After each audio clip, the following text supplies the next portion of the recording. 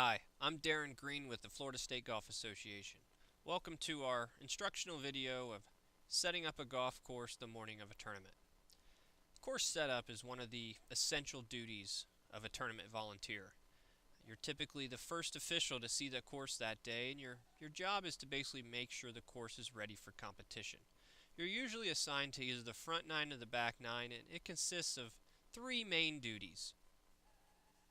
The first is setting the tee markers in the area that the tournament chairman would like them, making sure that there's plenty of room around the teeing area, and that they're aimed properly, either down the fairway or at the green on a par 3. The second job is driving the hole, basically making sure that everything is in order and ready for play.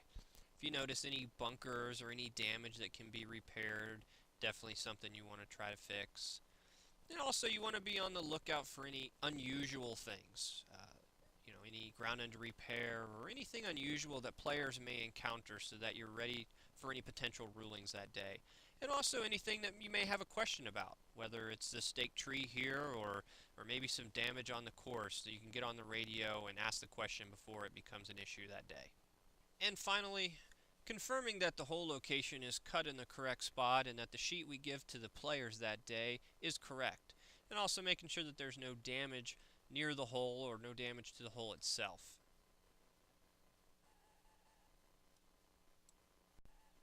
Okay, now we're going to watch an official go through the entire process of setting the tees on a par 3. You notice the white painted line or slash there? That's how tournament chairmen usually indicate where to place the tee markers. But you'll also see there's a lot of divots in that area right now, and it's also pretty close to the back edge of the tee. If the event has multiple divisions, you may be playing multiple sets of tees. There may be a single slash to indicate the blue tees and a double slash for the white tees, etc. Also, like on par 3, sometimes officials or tournament chairmen will put the slash back there to encourage players during practice rounds to play from that area and take a lot of divots, saving the good grass ahead of there for tournament days. Okay, we have our official pulling up to the tee. He's got his paint can in hand, looking for the slash. You notice he finds the slash, and then it's pretty close to the back of the teeing area, and he notices all the divots as well. He read his notice to players before going out, so he knows that he should be setting the blue tee markers. So now he's trying to find an area that doesn't have too many divots, but also has a lot of good grass, and it's pretty important on a par 3 to do this. You notice he goes about 4 to 5 yards ahead of the slash, which is perfectly acceptable. The tees do not have to be set right at that white slash. He's pacing 5 to 7 paces apart, which is our standard of setting the tees. And notice he also he's centered them on the teeing area. Notice the white tee markers ahead are kind of hugging the right side of the teeing area. Well, we typically like to have them centered. Again, just double checking that they're aimed properly. Now on par 4s and 5s, you want to aim them towards the drive zone. On par 3s, you want to aim towards the center of the green, even if the hole location's on the left or the right. You can also use a T-square. It's a good tool to have when setting tees. Alright, now we're going to dot tees. Why do we dot them? Well, if they get moved, we know where to put them back.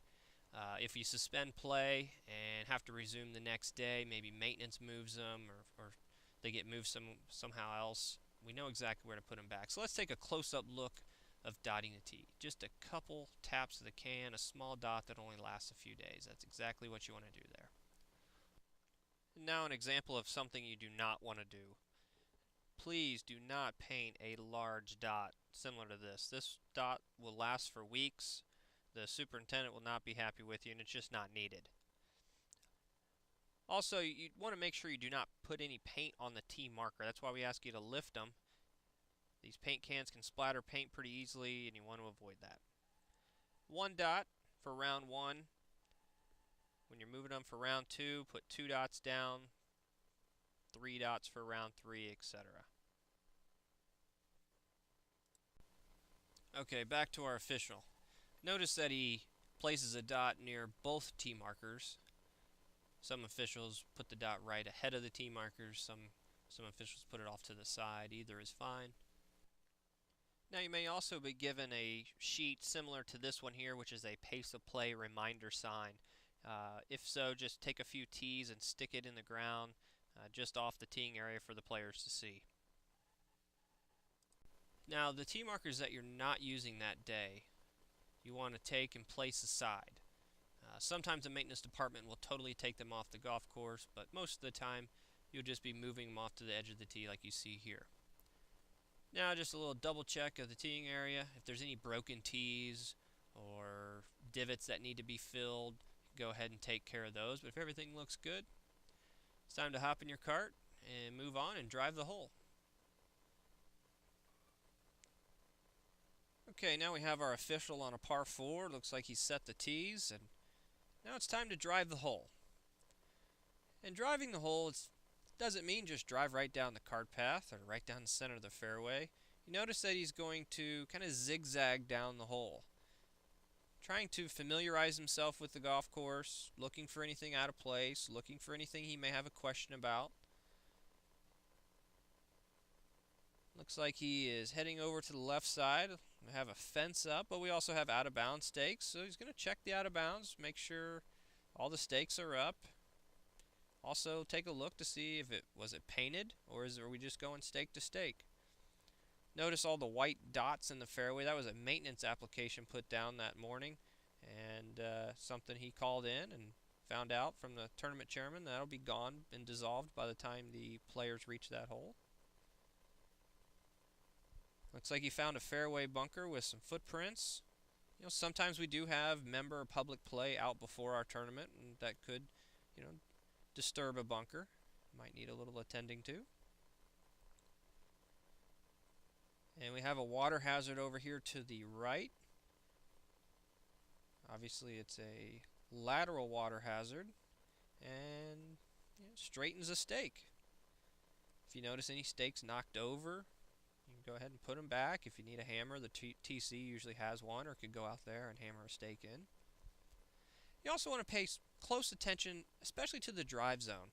A lot of players are going to be in that area today, so look for any abnormal ground conditions, or even a large divot like he finds here. I mean, we're not asking you to fill every divot in the fairway, but if you notice something that just would take 2 seconds to repair and really might save a player that day, doesn't hurt to throw some sand in it.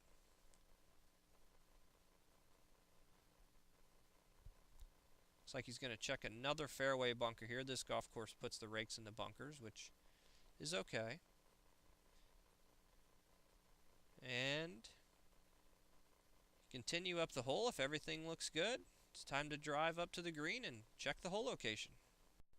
Alright, now we have myself here cleaning up a greenside bunker before I head up and check the hole location. I've got my committee packet with me, and inside that is the notice to players with the hole locations. If you haven't seen one before, most tournament chairmen will use one similar to this one here, with the hole locations on the left side and the notice to players or local rules for that day on the right. Now the hole that we're on right now is number 15. You can see the 31 is the depth of the green. And you can see it's 20 paces on from the front edge and 5 paces to the right edge. And then we went ahead and did the math for the players, so that +5 there is the added yardage from the center of the green. So now I walk up, first take a look at the hole, the flagstick, and the area surrounding the hole, making sure everything looks good. And now let's check to see if it's 5 paces to the right edge. Looks like we're pretty close there. And now let's go 20 paces to the front edge. Pacing to the front edge, you first want to look at where players will be hitting approach shots in. A par 3 here would be the teeing area. A par 4, it might be the center of the fairway around 150 yards. A par 5, usually around 100 yards, again in the center of the fairway. And that's the direction or angle you want to walk towards. So I got 20 paces on. Our hole location is correct here. If it's only a couple paces off, that just means your paces were maybe a little bit different than the tournament chairman, or maybe you took a different angle, so it's nothing to worry about. But if it's drastically different, you want to get on the radio and call. So then take a quick look around the green. I noticed a rake here in a location that might hold up some golf balls that roll in there in a little weird location, so I moved that. But if everything looks good, it's time to move on to the next hole. To review course setup, 3 main duties. First, setting the tee markers, in the correct location, making sure there's plenty of room around them and that they're aimed properly, and also dotting them for the day. Second duty, driving the hole. Checking for any damage, any unusual markings, familiarizing yourself with the hole, and also preparing yourself for any potential rulings you may have that day. And lastly is checking the hole location, making sure the hole is in good shape and also that the sheet that we give to the players is correct. All right, thank you for taking the time to view our video on course setup, and thank you for being a volunteer with the Florida State Golf Association. We look forward to seeing you at a tournament soon.